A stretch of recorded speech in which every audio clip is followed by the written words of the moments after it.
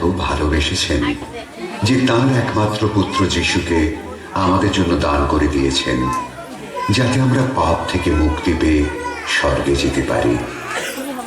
যিশু কুমারী মারিয়ার গর্ভে পবিত্র আত্মার শক্তিতে দেহ ধারণ করেন। যোসেফ যিশুর পালক পিতা হয়ে যিশু ও মারিয়ার যত্ন নিতে থাকেন। যিশুর জন্ম হয় বেথলেহেমের একটি গোশালায়, কারণ যোসেফ ও মারিয়া সেই রাত্রি থাকার কোথাও জায়গা পাননি। যিশুর জন্মের পর সঙ্গে সঙ্গেই স্বর্গদূতেরা তার জন্মের মঙ্গল বার্তা আকাশে ঘোষণা করলেন।